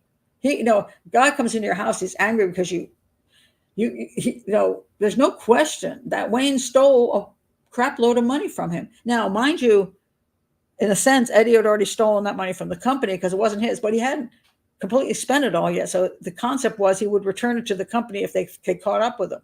So he's only temporarily stealing it. But Wayne went ahead and just used the money so that he couldn't return to the company. Wayne knew he had to wait 30 days, and Wayne didn't wait 30 days. He started spending his friend's money. It wasn't even his money. He's a friend of 20 years. He's going to hold the money for him. That's like somebody saying, hey, I've got some vacation money here, but I've got this $20,000 in cash I'm going to use for vacation, but I don't want to keep it in my house. Can you keep it in your house in your safe? Okay. And I've known you for years. I put the 20,000 in my safe. You come back ready to get your plane tickets, and I tell you I only got 5,000 of it left. I just stole $15,000 of your money. You would be mad. And so for Eddie to be pissed off at Wayne makes absolute sense. Why shouldn't he be? Wayne was a thief. Wayne stole from his friend. I mean, Eddie was bad enough to want to steal from the company, in theory. He wanted to steal from his company, and he'd be happy to, the company would just didn't notice the money was missing. Hey, that's still theft. But Wayne stole from his friend. So I'm going to say, if I had to pick which one I'd rather have a friend, I'd rather have Eddie as my friend than Wayne. So that's why I say follow the money. Yep, that is often very, very true. Now let's not be rude, okay? Because again, I'm very pro-police, and I don't think we need to insult the police by saying, oh, they didn't care about their jobs. That's not true, Loretta. Majority of police do care about things. They do. They care about the citizens, and they care about solving cases properly. The problem with this is, I think, inexperienced local police weren't that good at what they did, and they bought a story. Sometimes they will buy a story they shouldn't believe, and maybe it seemed reasonable to them at the time, and they just thought, well, Eddie's a mess, so he threatened him and came to his house there, and he's got a gun in the car. So yeah, I think it was a very bad determination, but I don't think it was because they were lazy. I just think it's because they just didn't think they just figured it was the way it was. Some people, sometimes they just don't do a very good job. The other case I was considering doing this week, I might do that one next week. It's an Ohio case I worked on also 20 years ago, actually with the police department on that case. And when I tell you about that case, I was like kind of astounded by some of the things they said to me. All well-meaning, by the way, but still an unsolved case.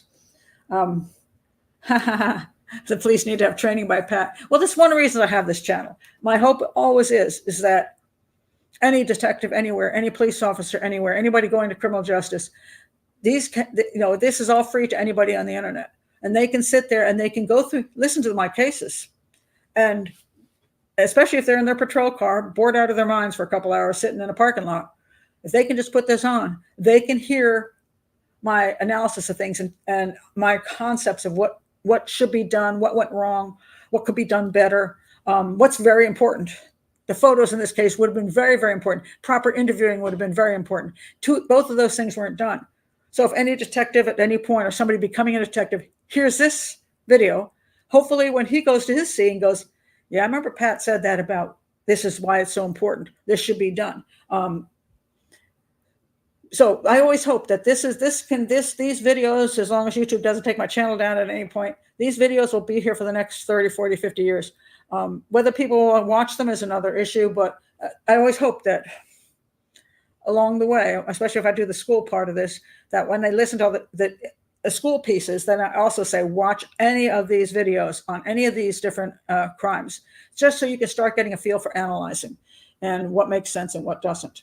And that way, even if you're not sent to a proper school for training, there's no seminars in your area, you just go from street to detective overnight, you'd have some way to do some extra learning. Because sometimes we have to be our own advocates in learning stuff. I know, for example, when I look at the amount of books I've read, which is to become a profiler, which I did on my own, which was over 400, I know most police detectives are lucky if they've looked at one book, because they don't go to school for this stuff. And so if nobody's going to look at books, at least if I can tell you, if I can put this information out here, then you get the information. I don't care how you get information, whether it's through books or through videos or through training seminars. I don't care.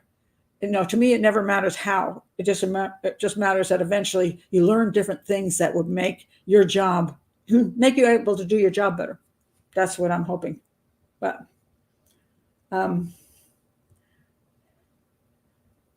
it is sad. For some reason, there is no training to speak of for detectives. I don't understand that. I think anybody who becomes a detective should go off to detective school, and at least, and I don't think they need to go to an overly academic detective school. I think that's a lot of fancy words, but in real life, it doesn't really matter. What they need is specific, absolute. Here's how things work. Here's what you need to look for. Here's how to do a proper analysis.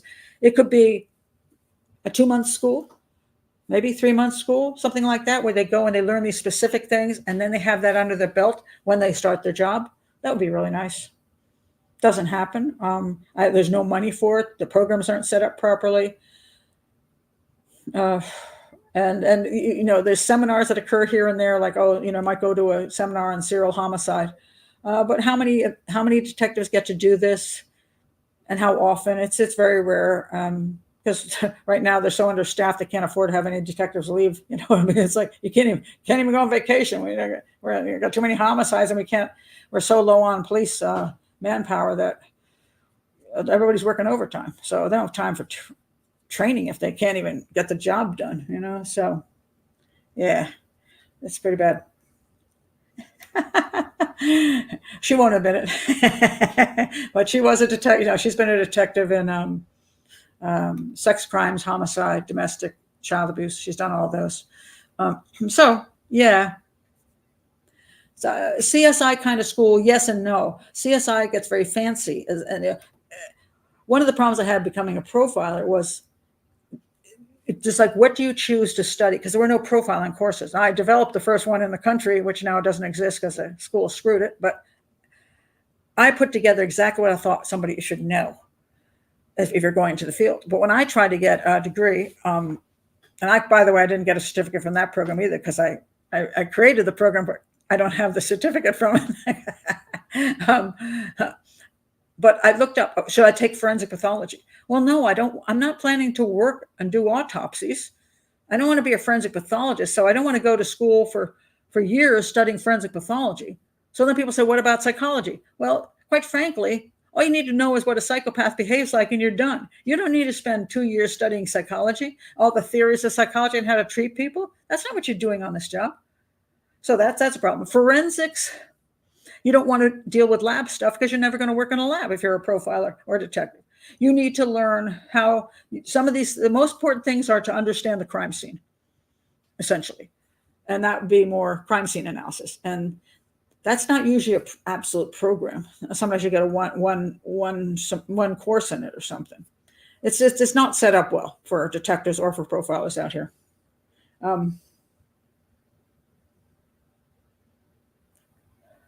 Did I ever blog? I have tons of blogs. If you go to the Daily Profiler, it's a Daily Profiler. It's an interesting problem right now. It got hacked recently. All of my articles are there on the Daily Profiler. However, if you click on any of the links, it goes straight to some hacked website thing.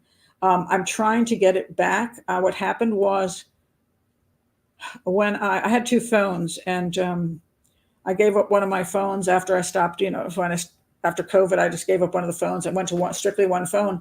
Turned out that my other phone was the phone that Google was using for Blogger, that they would, where you sign in. I signed in, get the password, but then they send you a text as a backup thing, but I didn't have the phone anymore.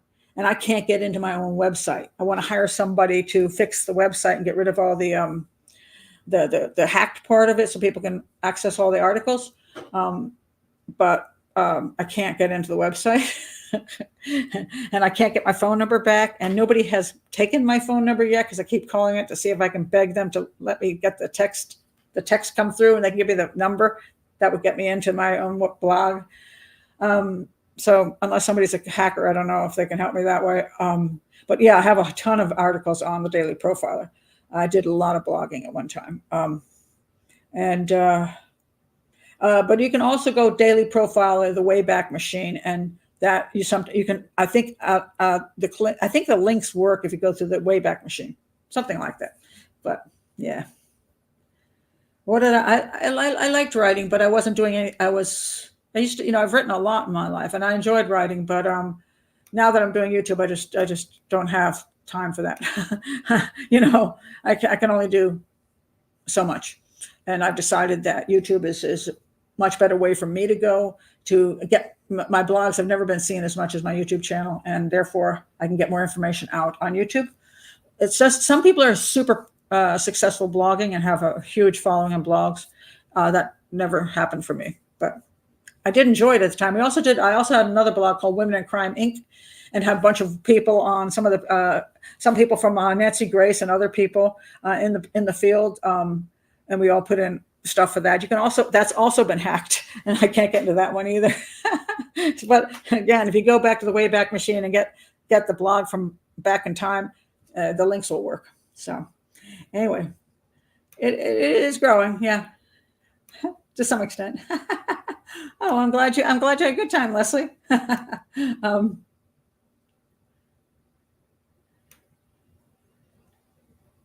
Well, that is true. I like YouTube in the sense I get to communicate more. With blogging, I'm alone, and sometimes writing is difficult for me these days because I'm a single person. I live by myself, and you're by yourself and you're just writing and writing. And some people are very introverted, and they're like they like wouldn't mind being in a cabin in the woods and writing for 6 months by themselves. For me, it's like after I write a little bit, I start losing my mind. So yeah, that's who I am. So we're all different in that way. But so anyway, this is true, Joanne. It shows how difficult these cases can be to analyze and prove. Yeah, it's not easy, and that's why sometimes when it has to go to court, that's why so many cases can fail in court too, because there are those places which are gray areas or not clear enough, and then you can start telling what you think happened, but what you think happened and what you can prove happened are entirely two different things. If you look at my last show on the Lawhon sisters, now they convicted the guy, but I don't think on any evidence. It's just that he was already a scumbag and he confessed for whatever reasons to something that didn't even make sense. And they had no evidence. Really, they didn't have any. They made up a story to go with the evidence that they actually didn't have. It's quite interesting. But you can make up stories. I've heard some really fanciful stories on certain crimes. People tell me exactly what happened at that crime scene. I'm like, is that what you got from the evidence? Defense attorneys are real good at that. They'll make up all kinds of interesting stories that I don't see from the evidence. But even if you do see that the evidence points to that, proving it is always tricky. It really is. So, especially in a court of law, because if you get two people with two different opinions, the jury just sits there and just has no idea. And I always point out again the totality of the evidence. The totality of the evidence in this case was Eddie didn't come into the house with a weapon. There's no evidence that he beat them the way they said they beat him.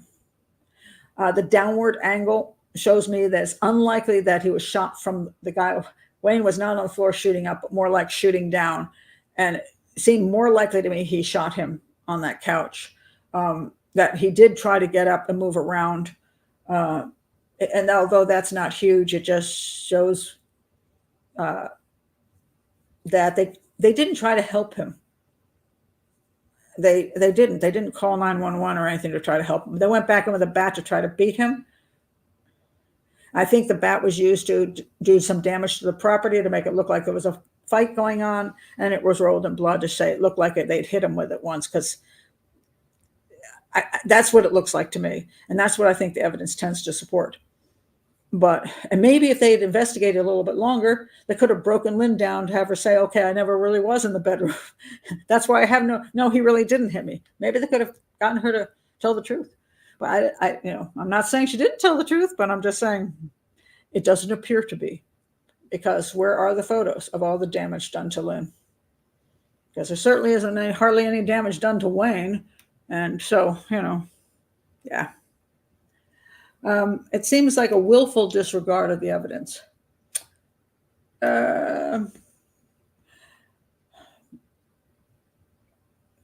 it's hard to say. It's just that maybe they didn't care enough. You know what I mean? Maybe he did have a bad rep in town, and they're just like, yeah, he finally got what was coming to him. He shouldn't have gone and messed with those people. It's hard to say. I mean, I didn't work with the police department, so I can't say what they were thinking. I just know that it wasn't well handled. That's all I can say. So, what happened to the money? I have no idea. I don't know. I never knew anything further on all the little details of that case. So, not too sure. Are you talking about that cat? The cat has Pat. my feral cat. Yes, more likely the cat has me. It's like, this is great. I get to come and eat food, and I just sit there for a few minutes, eat my food, and then look at it and go, and then walk out of the house. So yes, we'll see how I do with my little feral cat. Yeah, I'm not alone. Yeah, well, if he comes in 15 minutes a day, it's not companionship. And my point here to that cat is like, if you're a feral cat and I've got you coming into the house and eating in my bedroom now, I mean, the least you can do is, some people say, well, why don't you just put the food outside? Well, I never see the cat. I'm just giving away food. I mean, there's a lot of cats around. There's a bunch of feral cats. I know personally, I'm not that nice a person. I just want to feed every feral cat in the nation and spend $100 a month. No, I'm like, hey, if I'm going to give you some food and you don't have to go kill mice all the time, you're coming in here getting a deal. At least I want you to provide me with some kind of feedback and some kind of something. I want a little something out of it. And so now that the cat comes into the bedroom, it is kind of nice. Now, evening, I'm sitting in bed and I'm working on stuff, and all of a sudden the cat appears in my bedroom door, and I say, hi, Mackerel. And Mackerel comes in, and then he sits down and eats his food. And yet last night he spent 15 extra minutes sitting there looking at me, and then he got up and left. So I'm, who knows? He is a feral cat, so that he'll ever stay more than 15 minutes is questionable. He does look me in the eye now, which is interesting because feral cats don't like to look at you. Whether he'll ever be any nicer than that. But at least I'm going to feed you. You're going to at least come in here and amuse me for 15 minutes. Yeah. But we'll see. It'll be if it goes out through the summer, we'll see how winter goes. Maybe he'll like to spend a little extra time in the house. So yes, that's Mackerel is his name. He's a mackerel tabby cat. So I call him Mackerel or Mac. So yeah, exactly. Yeah, I don't like being used. I want to get something back. I want a little bit of, equivalence in the relationship. Anyway, all right. So that's it for today. I'll be back. We're going to do the 3:00 show this week. No worries. Probably on Thursday. Yeah, my granddaughter's off, out of school for the summer. So my grandmother duties are increasing too, trying to amuse her for quite a few hours when my daughter is one of my daughter and her husband have different shifts, and this week my daughter has day shift and next week she has evening shift, so it always gets everybody's moving someplace, and so I'll have to work around the summer schedule of what do you do with kids in the summer these days. So she's got a soccer camp and she's going to the beach for a week, and then my daughter and my granddaughter and I are going to New York City for 4 days, and the rest of the time she's just going to be under whoever's care is in the house, and she'll be doing piano lessons and horseback riding and stuff. But it's like we have four adults that we try to find somebody to be at home when she's at home, so it's tricky. So anyway, well, I'm glad. Informing and entertaining is a nice mix. So that's the way I like it. So anyway, yes. So anyway, if you're new to the show and you're just here for the first time and you're not a regular person here, join Patreon or just subscribe to the show. It does make a difference, keeps me going.